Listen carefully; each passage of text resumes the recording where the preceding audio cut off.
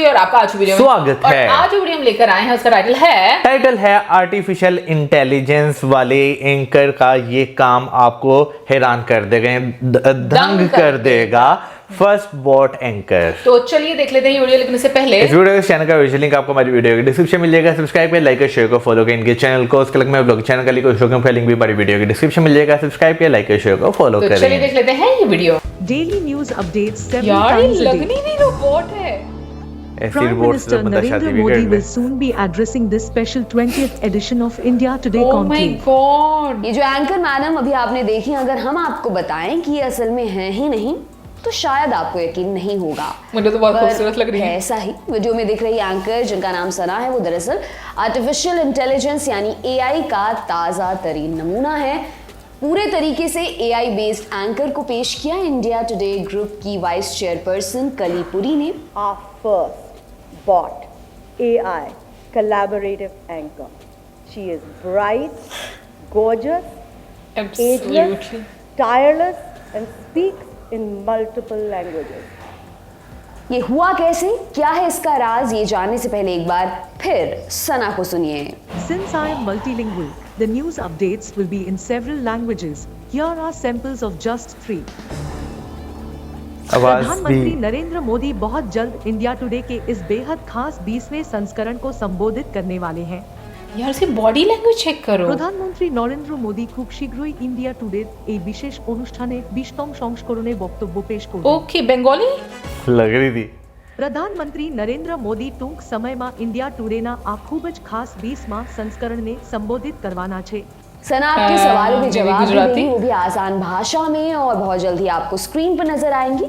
लेकिन ये सब होगा कैसे? जवाब है आर्टिफिशियल इंटेलिजेंस का टेक्स्ट टू स्पीच फीचर। अब क्या होता है ये टेक्स्ट टू स्पीच फीचर? वैसे तो टेक्स्ट को स्पीच में बदलना कोई नया नहीं है, हमारे स्मार्टफोन्स में मौजूद असिस्टेंट जैसे गूगल भी ऐसा कर सकता है, लेकिन वो सिर्फ स्क्रिप्ट तक सीमित था। इसमें असल बदलाव आया नवंबर 2018 में, जब चीन ने दुनिया के सामने पहला एआई न्यूज एंकर पेश किया। चीन की सरकारी न्यूज एजेंसी जिन्हुआ ने चाइना वर्ल्ड इंटरनेट कॉन्फ्रेंस में उनके असल न्यूज एंकर झांग जाओ के नाम से बॉट एंकर को दुनिया को दिखाया। हालांकि तब इसको कोई खास तवज्जो नहीं मिली, लेकिन आज 2023 का साल है, दुनिया खूब बदल चुकी है और चैट GPT-4 कुछ दिनों पहले हमारे सामने आ चुका है। आते ही इसने जो रौला जमाया वो बताने की हमें ज़रूरत नहीं। कोई इसको अपनी कंपनी के सॉफ्टवेयर से जोड़ रहा है तो किसी ने इसको ही अपनी कंपनी का CEO बना दिया। आर्टिफिशियल इंटेलिजेंस भले ही 1960 के दशक से अस्तित्व में है, लेकिन पिछले कुछ महीनों से हर कोई इसमें दिलचस्पी ले रहा है। ऐसे में न्यूज़ कैसे पीछे रहता? तो ये काम कैसे करता है ये भी जानते हैं। Text to speech to video, artificial intelligence के साथ मशीन लर्निंग का कमाल। बस उनमें मशीन के चेहरे को एक रोबोट की जगह इंसानी तरीके से दिखाया जाता है। कहने का मतलब है ह्यूमनॉइड रोबोट का इंसानी संस्करण। आवाज़ के लिए भी स्पीच रिकॉग्निशन तकनीक का इस्तेमाल होता है। कहने का मतलब बहुत सारी इंसानी भाषाओं का नमूना लेकर एआई को दिया जाता है और जो सबसे नज़दीक से मैच होती है उसका इस्तेमाल होता है। अगर आपने कभी अपने स्मार्टफोन में गूगल या सीरी को या फिर एलेक्सा को पहली बार कमांड दी होगी तो उसने आपकी आवाज़ के नमूने लिए होंगे। हालांकि इसके लिए कई सारे सॉफ्टवेयर बाजार में मौजूद हैं, लेकिन हमने समझने के लिए एंकर एआई का उदाहरण लिया है। वेबसाइट जूम मीटिंग से लेकर खबर पढ़ने के लिए एआई एंकर बनाती है। आपकी ज़रूरत के हिसाब से मीटिंग अटेंड कर सकता है और खबरें भी पढ़ सकता है। आपके मन में सवाल होगा ये सब खुद ही कर लेता है क्या? अभी तो नहीं, क्योंकि इसके लिए ज़रूरी है इनपुट। इनपुट मतलब जो जानकारी किसी एआई चैटबॉट को दी जाती है। मसलन आपको कमांड तो देना पड़ेगा, उसके बाद ये चैटबॉट अपने डेटा से लेकर इंटरनेट की दुनिया से पूरी जानकारी को कलेक्ट करके आपके सामने लाता है। आप जितना ज़्यादा इनपुट देंगे ये उतना डिटेल में आपके लिए आउटपुट निकालेगा। इसकी सबसे अच्छी बात है बहुत जल्द आपके व्यवहार को समझ लेता है और फिर रिजल्ट बेहतर होते जाते हैं।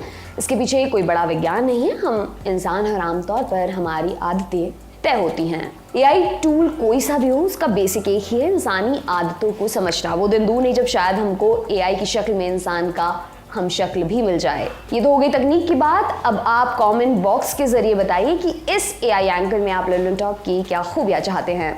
ये तमाम जानकारी आपके लिए लेकर आए हैं हमारे साथी सूर्यकांत। मेरा नाम दिव्यांशी सुमराव है। देखते रहिए दी लल्लन टॉप। शुक्रिया।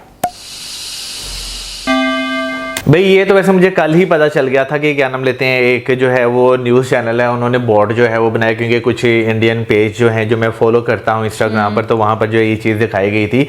उससे पहले भी मुझे जो है ये चीज़ मालूम थी कि भाई कुछ जो है ना यूट्यूब चैनल्स ऐसे हैं जो न्यूज़ के हैं, और वो जो है ना यानी कि छोटे छोटे चैनल्स होते हैं ना न्यूज़ के, वो यूज़ कर रहे हैं AI बोट्स जो है ना, उसमें वो इनपुट जो है वो देते हैं, वो खुद जो है फिर वो सारों से बोलते हैं।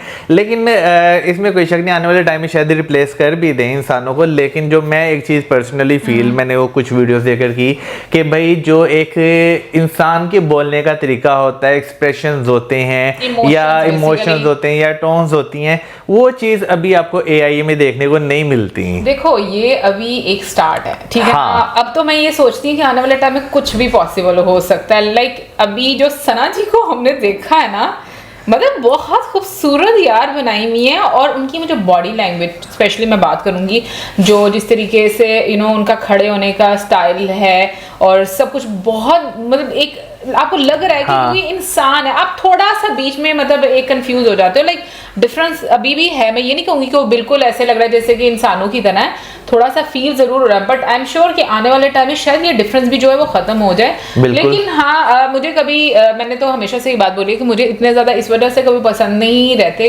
ये रोबोटिक टेक्नोलॉजी, क्योंकि मैं ये नहीं चाहती कभी भी कि रोबोट्स जो है वो इंसानों की जगह लें। तो हालांकि पीछे से कमांड देने के लिए, बहुत सारी चीजें करने के लिए तो डेफिनेटली इंसान ही होंगे, लेकिन कहीं ना कहीं पर जो अभी जैसे एक एंकर है उनकी जगह पर तो आपको ये AI टेक्नोलॉजी जो है वो देखने को मिल सकती है ना? यार मेरा अपना पर्सनल इस पे ख्याल है कि उस तरह रिप्लेस नहीं हो सकता, क्योंकि अगर आपने अभी भी देखा हो, जो अभी हमने एंकर देखी हैं उनके हाथ जो है ना वो बस इसी तरह थे, ठीक है ना, जैसे एक आम इंसान की एक्सप्रेशन होते हैं, या क्या नाम लेते हैं, जैसे फॉर एग्जांपल दो लोग बैठ के बात कर रहे होते हैं, वो वाली चीज़ शायद इन फ्यूचर में आपको कहीं देखने को मिल जाए। लेकिन अगर अभी के टाइम में बात करें तो मेरा नहीं ख्याल कि भाई इतना जो है वो रिप्लेस कर पाएंगे एंकर्स को, क्योंकि भाई सीधी सी बात है, एक इंसान में और एक रोबोट में जो है ना बहुत ज़्यादा फ़र्क आ जाता है। क्योंकि इंसान ने जो सवाल करना है उसके जहन में अगर इंस्टेंट सवाल आ जाता है, ठीक है ना, वो कर सकता है, लेकिन रोबोट में आपको जो वो चीज़ जो है फीड करनी पड़ेगी कि भाई आपने ये सवाल पूछना है, और इंस्टेंट सवाल तो भाई शायद हो सकता है इन फ्यूचर में भी कुछ हो जाए, लेकिन भाई फिर भी काफ़ी ज़्यादा हद तक मुझे लगता है कि इंसान ही जिस तरह इस चीज़ पे हैं वो रहेंगे। बट मुझे ऐसा लगता है कि आने वाले टाइम में हमें काफी ज्यादा चेंजेस देखने को मिलेगी, क्योंकि मैंने जहां तक सना को देखा है, जो कि जिस तरीके से उनकी बॉडी मूवमेंट है और वो मूव कर रही है बाकायदा, तो मुझे ये चीज मतलब मुझे तो स्पेशली वाइट ड्रेस में तो मुझे बहुत ही वो रियल लग रही है। देखो उनके हाथ भी मूव कर रहे हैं, उनके शोल्डर भी। ये तो एक अलग डिबेट है, बट मुझे लगता है कि टेक्नोलॉजी वाकई में इतनी एडवांस हो चुकी हुई है, क्योंकि हम लोगों ने जब डॉक्टर विवेक बिंद्रा जी की भी एक वीडियो देखी थी, उसमें भी रिमेंबर उन्होंने बोला था कि आने वाले टाइम में बहुत ज्यादा टेक्नोलॉजी जो है उसका उपयोग किया जाएगा। तो कहीं ना कहीं पर हम लोगों को हैरान तो करती है, और उसके फायदे भी होंगे, मैं ये नहीं इस चीज से भी नहीं इनकार करूंगी, लेकिन उसके साथ साथ उसके जो हम लोगों को मुझे लगता है कहीं ना कहीं ड्रॉबैक्स भी मे भी देखने को मिले। भाई सबसे बड़ा जो ड्रॉबैक होता है वो आपको ये देखने को मिलता है जॉब लॉस, यानी कि मार्केट में जो जॉब्स की कमी हो जाती है। लेकिन एक चीज जो है ना इंसानों ने जो फील भी की है कि भाई जहां पे अगर आपको जॉब लॉस देखने को मिलती है, वहां पे जो नई टेक्नोलॉजी है वो बहुत सारी अपॉर्चुनिटीज जो है वो आपके लिए जो है वो क्रिएट भी करती हैं। यानी कि अगर हम बात करें, हम अगर अर्ली 1900s की बात करें, तब जब टेक्नोलॉजी का एक तरह से आहिस्ता आहिस्ता राइज होना शुरू हुआ था, तब भी लोगों को शायद ये फेयर था। लेकिन अब तक बात करें तो मेरा ख्याल है कि भाई टेक्नोलॉजी ने बहुत सारी अपॉर्चुनिटीज आपके लिए क्रिएट की हैं। मैं इस चीज से भी एग्री करूंगी। बाकी में समटाइम्स ऐसा होता है कि जो हमारे एक डर होता है उसकी जगह पर कोई ना कोई और अपॉर्चुनिटी जो है वो रिप्लेस करना शुरू हो जाती है, नई अपॉर्चुनिटी होती है। खैर ये तो आने वाले वक्त में पता चलेगा, क्योंकि मुझे टेक्नोलॉजी का इतना ज्यादा आइडिया नहीं है। और दूसरा भाई आप जरूर बताइएगा कि आपको क्या लगता है कि टेक्नोलॉजी का किस हद तक उपयोग होना चाहिए, यानी कि जो इस तरह की टेक्नोलॉजी जो कि ह्यूमन को रिप्लेस कर सके, आपको लगता है कि ये इंसानों की बेहतरी के लिए है, या इसके कुछ आपको ड्रॉबैक्स जो हैं वो देखने को मिलेंगे? जरूर बताइएगा हम लोगों को कमेंट सेक्शन में। और अभी रिसेंटली मैंने पता नहीं किसी की एक ट्वीट भी पढ़ी थी कि उन्होंने कहा था कि अब जो दुनिया जो है ना उसे AI में जो मजीद रिसर्च पे है उसको कुछ देर के लिए ब्रेक लगा देनी चाहिए, कुछ देर के लिए पॉज जो है वो अब लगा देना चाहिए AI टेक्नोलॉजी में। अब मुझे याद नहीं आ रहा मैंने किसकी ट्वीट पढ़ी थी, लेकिन ये है कि भाई मुझे ये भी नहीं पता था कि चाइना ने पहले ऐसे एक बोर्ड बनाया हुआ है। हाँ, मतलब अगर वो जो पिक्चर सामने आई थी थी ना वो था, तो वाकई में ऐसे लग रहा था ये तो इंसान बैठा इंसान हुआ है, सही बात है। बाकी आप जरूर बताइए कमेंट सेक्शन में, और इसी के साथ मेरे और like, subscribe, share, video good bye.